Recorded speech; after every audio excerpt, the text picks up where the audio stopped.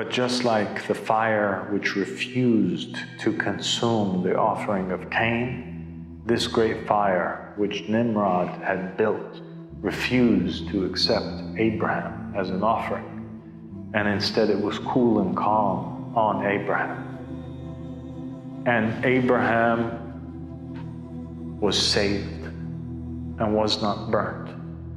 And all of those who were in the city of Babel beheld the great miracle whereby Abraham was not burnt. And so even though Abraham came to them with the well, and even though Abraham displayed his knowledge and was able to even defeat in debates Nimrod, and even though Abraham was calling towards the supremacy of God, Abraham was accompanied by miracles as well, but they still rejected. And this attempt to assassinate Abraham resulted in the wrath of God. And the second covenant between God and mankind was over. It was broken.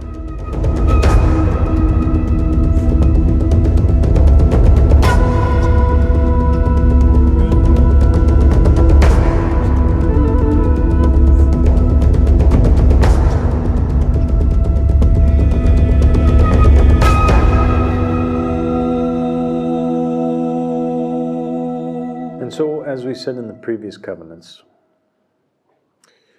Adam was chosen by God. Iblis objects to it. He has envy. He's obsessed with ruling. He's obsessed with religious authority. He's obsessed with political authority. He can't let things go. He refuses to accept that anybody else can be better than him.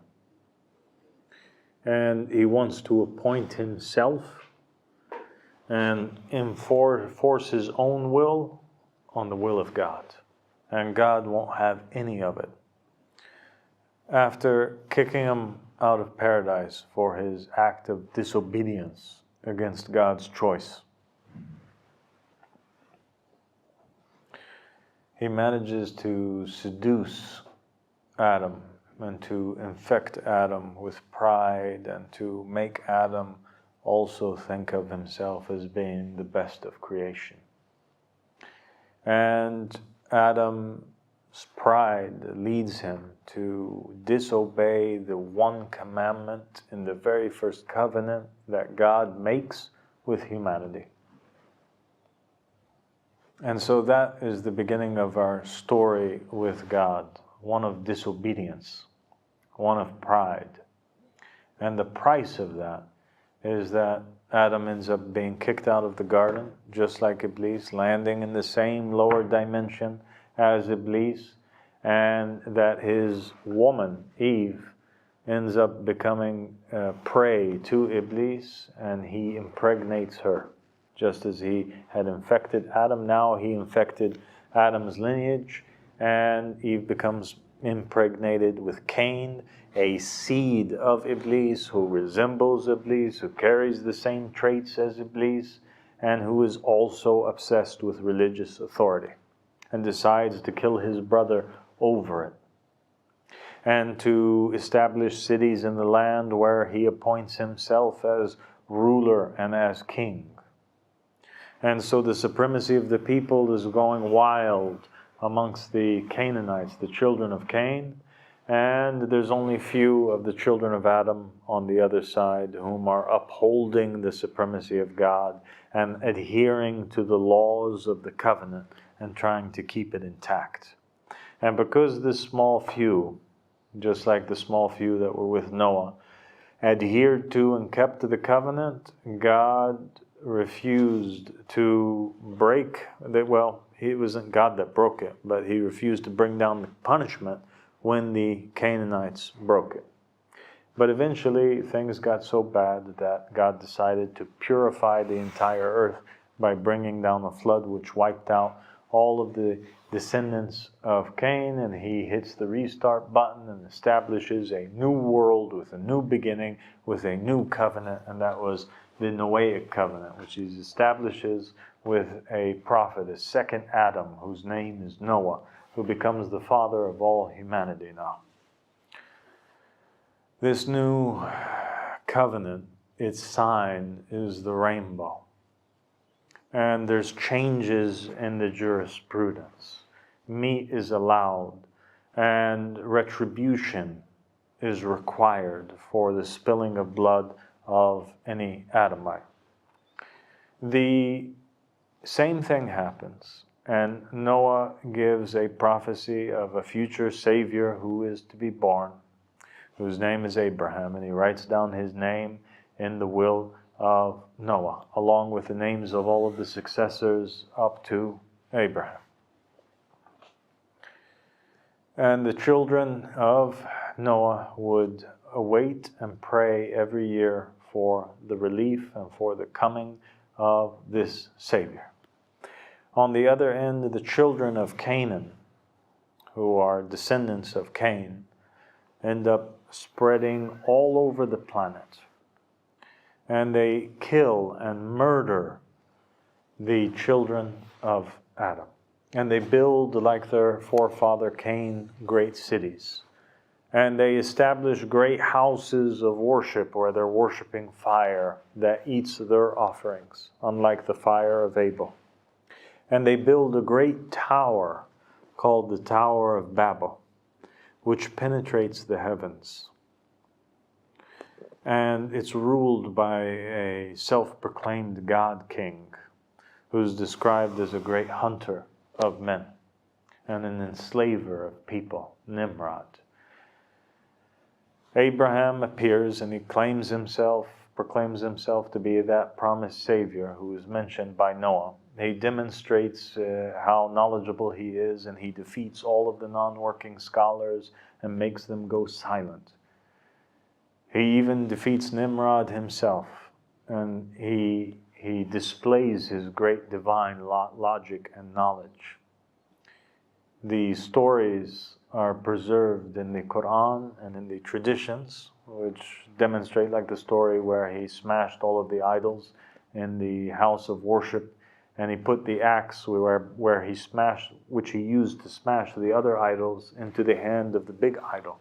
And when the people came and they were outraged, and they asked, who is the one who smashed these idols? Who desecrated the temple? Abraham's response was, you should ask the one with the axe in his hand, the big idol. He's the one who did it. And when they said, but he can't talk, he can't move, it's just an idol, Abraham's response was, well, then why do you worship it? And Abraham called towards the supremacy of God. He was rebelling against the kingdom of Nimrod.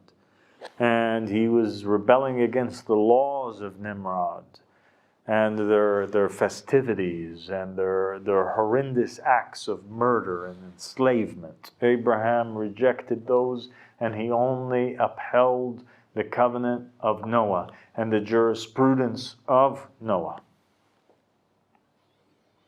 Until one day Nimrod had enough, and he took Abraham and he flung him into the fire in an attempt to offer him as an offering.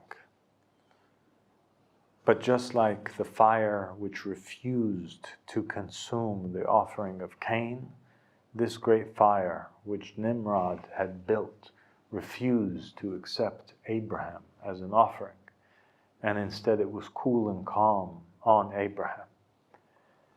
And Abraham was saved and was not burnt.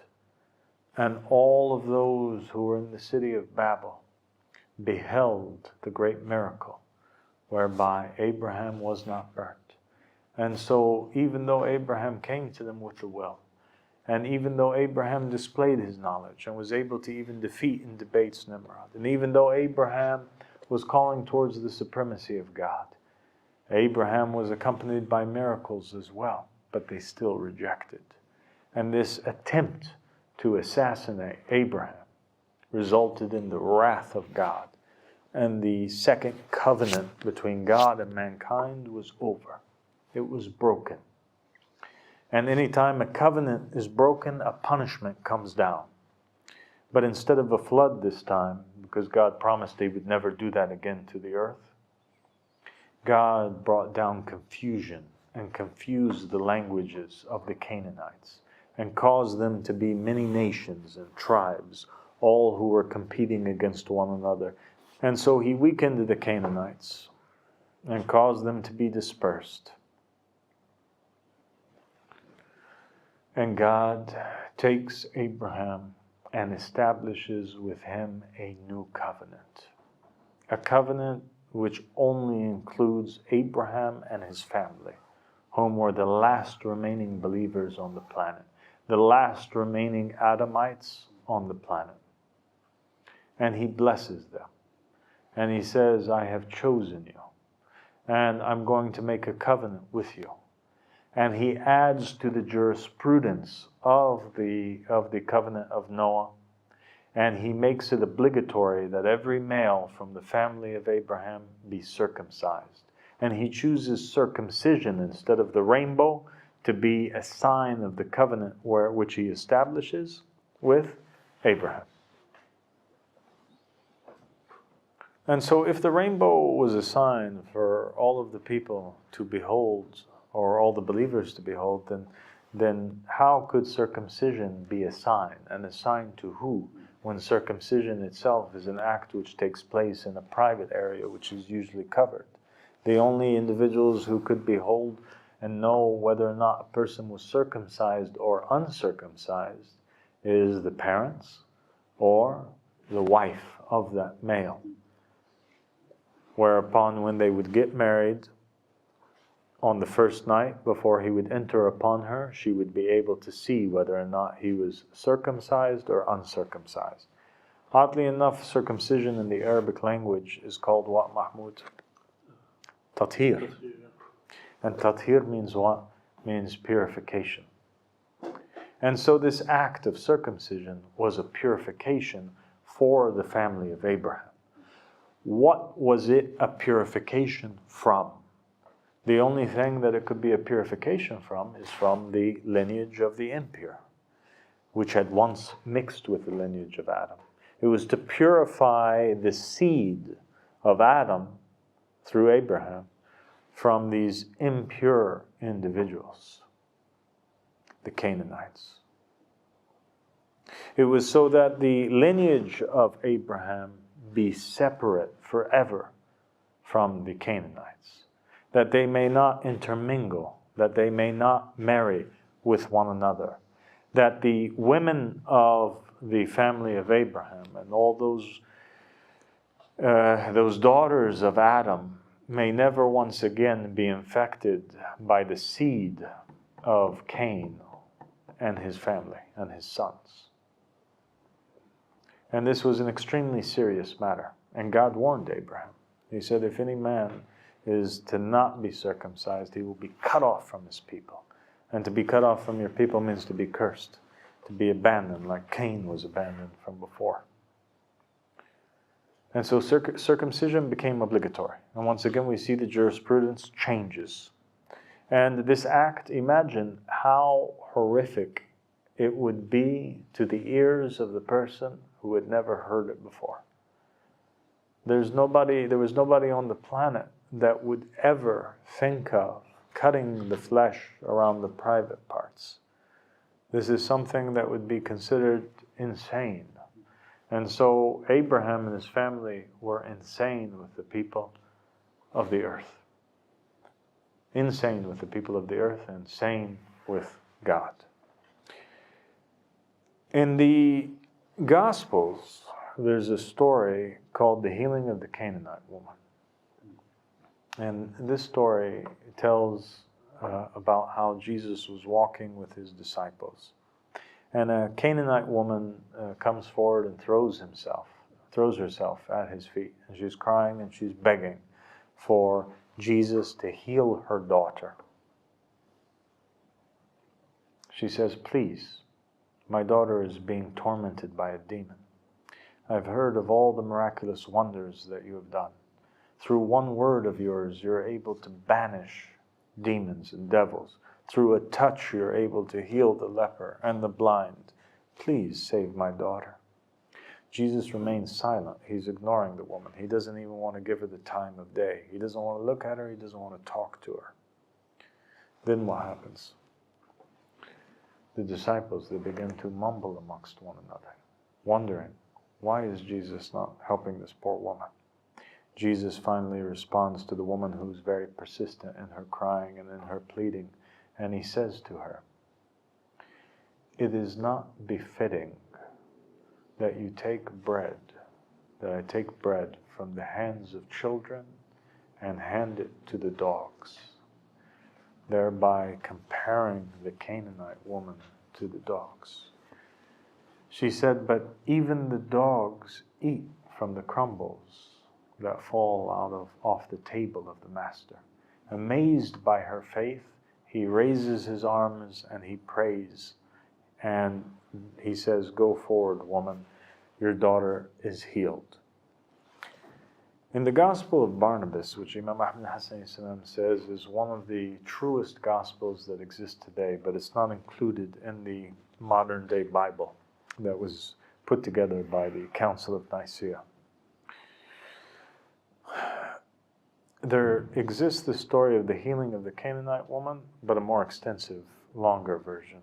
And in this longer version, what takes place is that the disciples ask Jesus, "Why was it that you said these harsh words? Who can handle these words?" And so Jesus says to the disciples that a dog is better than an uncircumcised human being. In other words, Jesus was saying that an animal is better and more cleaner than the impure Canaanites who were not under the covenant with Abraham. All those who are the descendants of Satan are impure and unclean and worse than the dogs and worse than the animals. And they had no rights. And they were not encompassed by and covered by the covenant. They did not have the right to eat. They didn't have the right to drink. They didn't have the right to be healed. It was fine that they remain in their torture, being possessed by demons, for verily they themselves are demons. They themselves are the descendants of Satan. And so the disciples had found this response of Jesus to be very harsh. And Jesus recounted to them the story of Adam and how Adam, when he was first put out of paradise, how he took the stone and cut off the flesh of his penis and said that it is sufficient that God has commanded Abraham, we must do the same. And so we see by this act that Jesus had committed how much God wanted to separate the two species, the human beings and this other demonic species who were the descendants of Cain.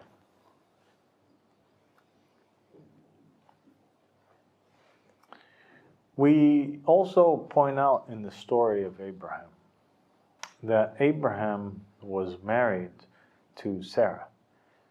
And in the Quran and in the Torah and in the narrations of the Ahlul Bayt alayhim salam and the Prophet Muhammad and also in the narrations of the Jews, you find that Sarah was the half-sister of Abraham.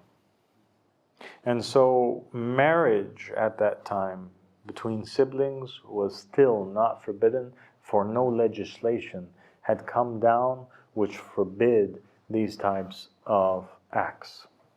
In addition to that, you had Abraham was related to Lot, and Lot was sent to Sodom and Gomorrah, and he was a prophet who was over there.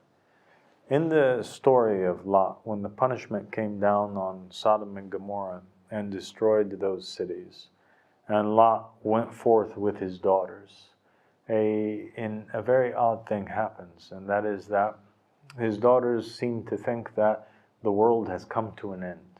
And the only way to repopulate the world again is to raise the seed of their father, to preserve the seed of their father.